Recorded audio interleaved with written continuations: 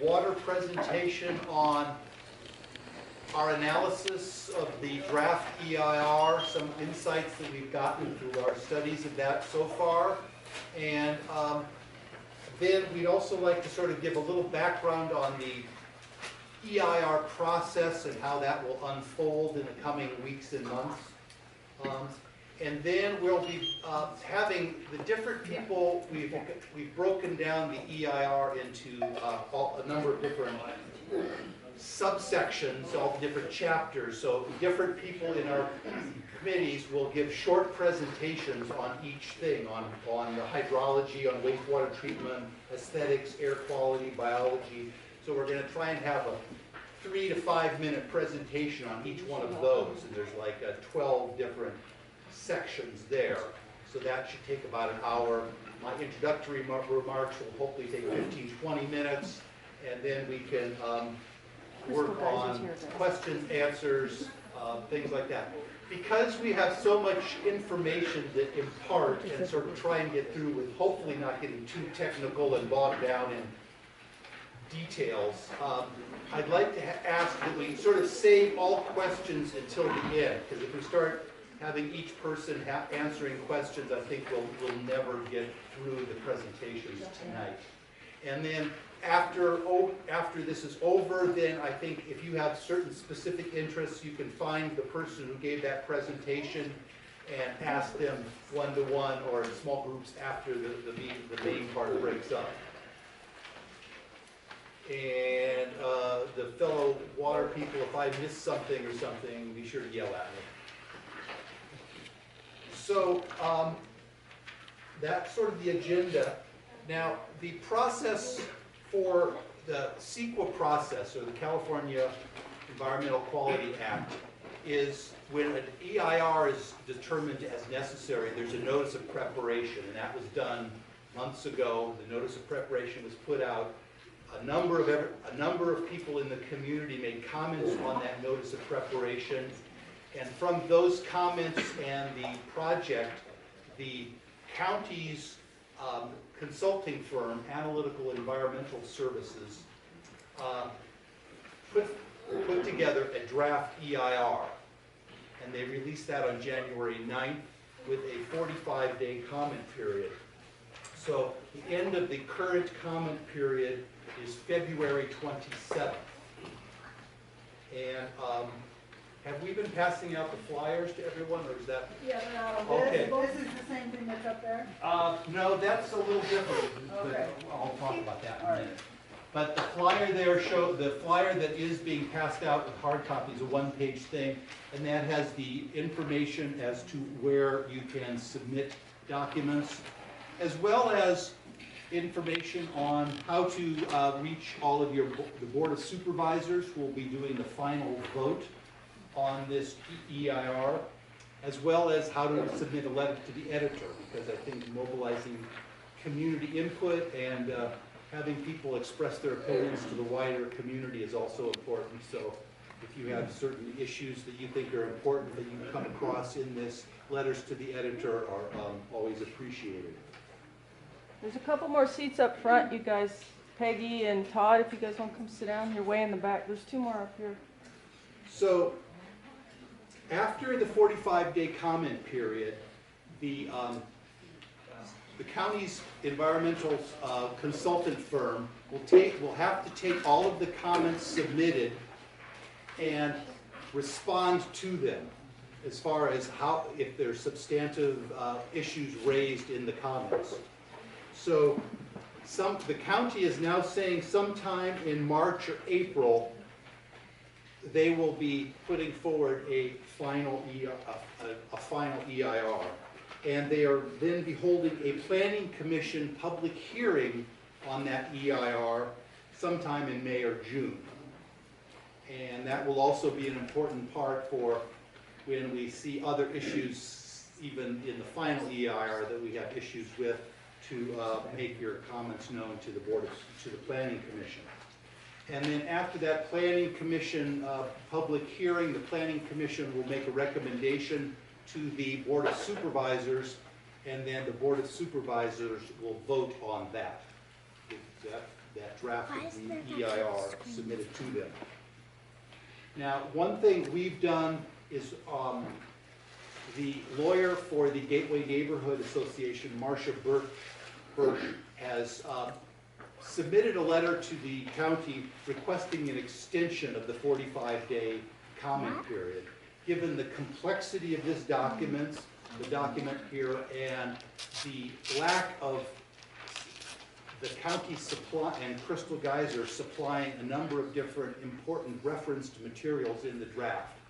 The most important is an important hydrology study that was done by C-Corps back in the Gannon days, and they refer extensively to that in the hydrology section, and they refused to make that public. So we're just supposed to accept the conclusions and summaries provided in the EIR. And so because of the lack of referenced material and the complexity, we have requested an extension as well as release of those documents so we can have full information in order to understand the issues around that.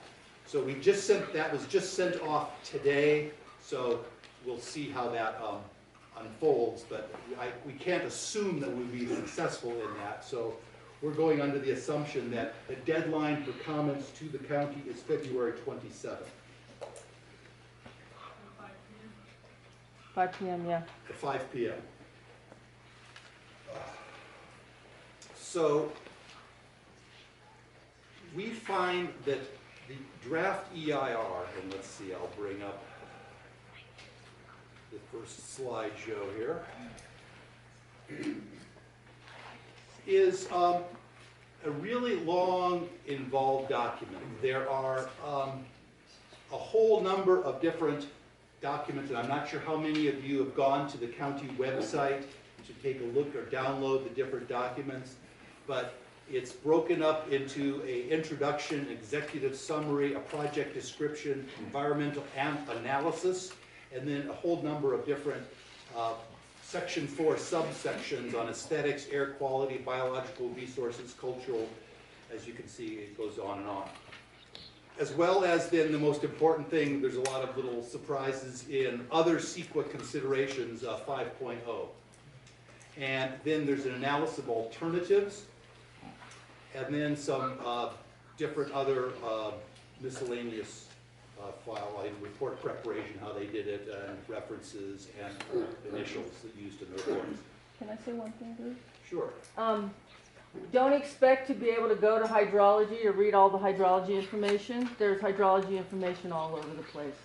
So, yeah, that's one thing we've found, that the organization of this report has important sections like on noise or aesthetics stuck in other CEQA, you know, there's stuff stuck all over the place. So it becomes very difficult sometimes to really get an in-depth analysis of it.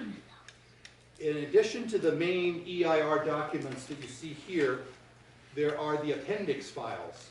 And this is where it gets into the real nitty-gritty of the analysis of the pH neutralization system technical memorandum, the air quality analysis, the fine details of the technical analysis of noise and how they studied that. And it's easy to get really intimidated by the technological jargon in this. But I think people should realize that as members of the community, you have a valuable resource in that you live here and you know the area and the environment, and where you see things that are untrue, unfactual, you can just make a common sense and based on your own personal observation and experience also carries weight as well as expert testimony. Some interesting thing then, there's, in addition to the appendix files, Appendix B is comments received. Now this is a folder on the little picture here because that is really like 25 different PDFs with every comment that was submitted by the public to the NOP last July.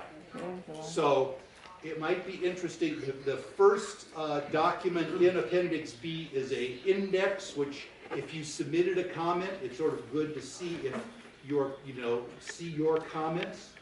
And an interesting thing to do would be to see if the comments you made are referenced and addressed in the draft EIR. That's one of the things they're supposed to do. So that is a very big file. And then Appendix R is the hazardous materials documentation, and that is just another big folder full of numerous data sheets on all the different chemicals and hazardous materials that they are expected to have in the plant during the course of its industrial operations. And past history. And then there's also reference documents, which has got like the old Dannon initial study and mitigated negative declaration from 2001, and the notice of preparation and the Lassen substation electrical stuff. So, if you go to the website to look at that, it's on the county website here and it's on the flyer, the web address. All the files are way down at the bottom of the Crystal Geyser project page. If you scroll down, you'll see here there are, you can download all of the different files, and there are 7 pages of files here.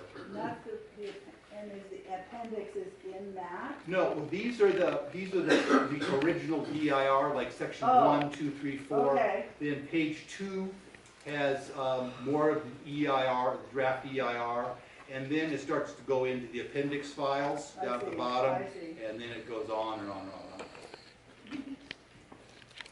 Thank you guys for doing this. So there's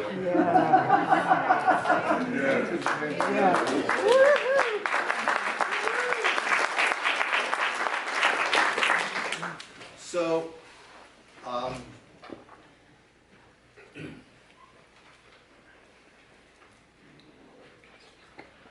that is the documents, sort of the way that they have organized putting this out. Now, at the WA.T.E.R website, let's see, let's go back to slideshow. You can also, at www.cawater.net, down here on the first home page, we have a document here on how to make effective EIR comments. And I will be sort of summarizing that today, but it's sort of an interesting document. It sort of gives you tips on how to make an effective comment. Just complaining doesn't do anything. They will just say comment noted. You have to be specific, you have to make facts, and we'll go over that in the presentation. Now, one of the things we found with this document that it is a fundamentally flawed EIR.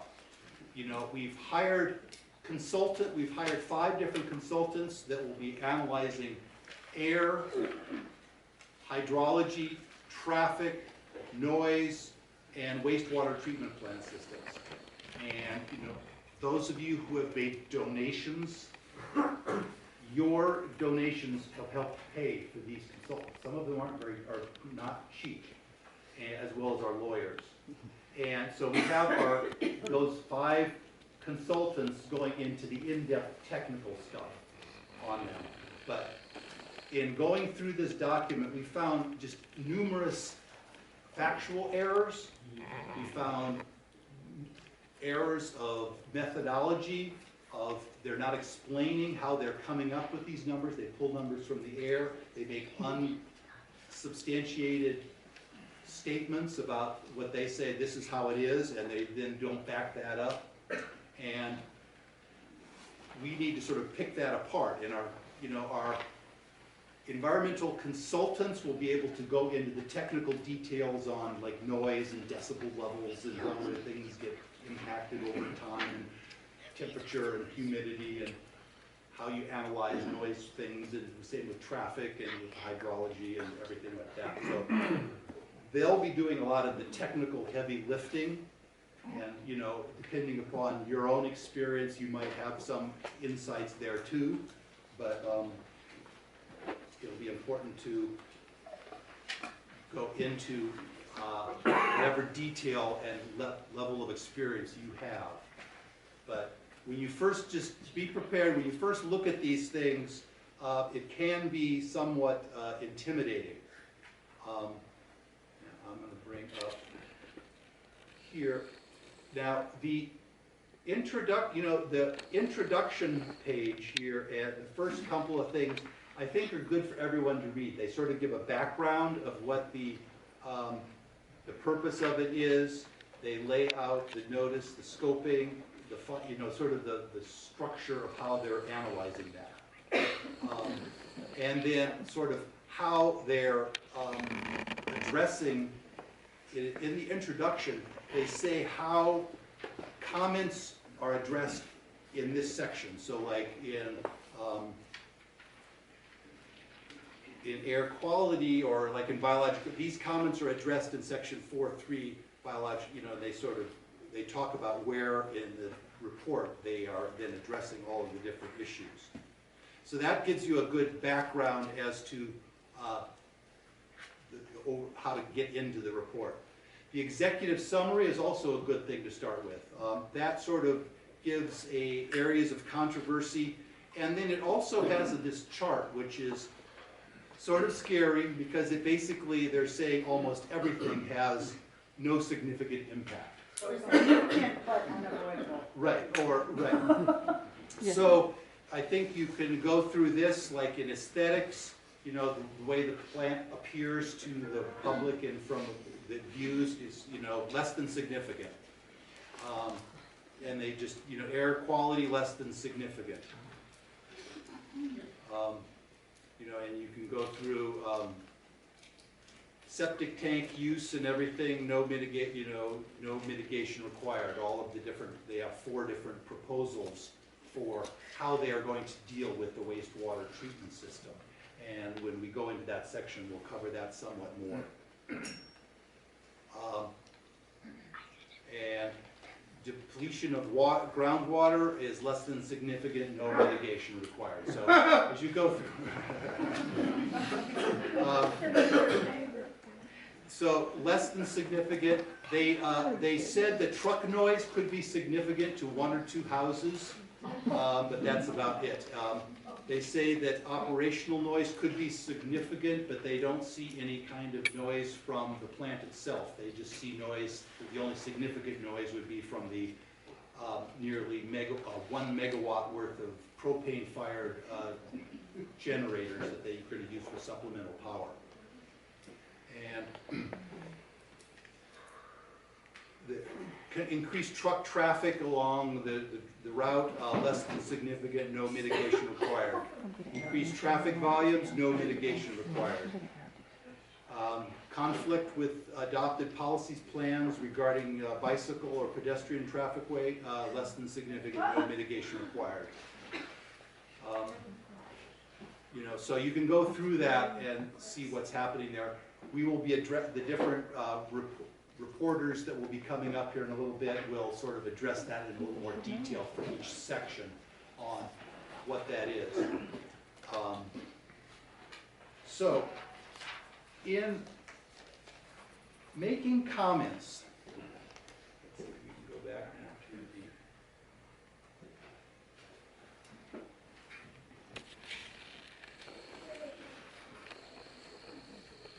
it's important to objectively evaluate the project and be very specific. It's not enough to say, I don't like this project, or I think this project is really terrible for our area. You have to say, I think that the noise that this plant will generate will be very objectionable to me, myself, or my neighbors, and you have to then either state why you believe that or state it from personal experience. And if this is where I think it's a very important place for people to make comments. If you yourself have had impact from this plant, like they say that there was no noise impact during construction, when we know a number of people that were around that plant had severe noise issues over the construction of the Crystal Geyser infrastructure they put in so far. So if you yourself have been subjected to that or know someone, ask them to make a comment, and you can then go into the noise section or the trucking traffic section, find the comment where your own personal experience contradicts that, and say, on the whole month of May, I was woken up numerous times because of traffic, backup trucks and heavy machinery operating at 5 a.m., which we found already there was well documented in the NOP comments where people made that statement, even though in the draft they say no noise complaints were received by the county. Also, if you had noise issues or water issues or truck issues during Dannon and Coca-Cola, those are important to bring up. Bring up specifics that you've had experience with. And if it wasn't you and it was your neighbor, then get your neighbor off their butt to write a letter, please. So then, and then it's important to be clear, separate your concerns into identifiable paragraphs and headings and keep a tight focus on each separate issue.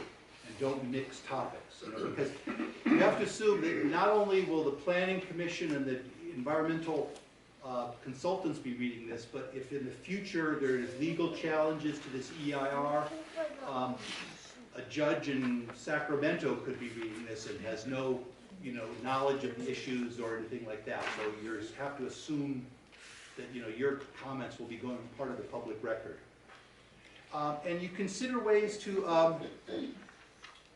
quantify your objections. Say, I want less traffic. I do not want truck traffic past my house in the middle of the night.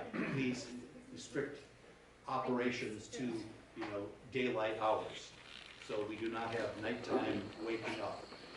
Be specific in your recommendations, and you can not only put forward, your objections and, factual inaccuracies and things you think are wrong in their statement, but also be specific in what you would like to address that, what kind of mitigations you would want. Be specific, because that then, they have to respond to those specific statements. And they have to say, no, we can't do that, or yes, we can, or we can't do that because of X.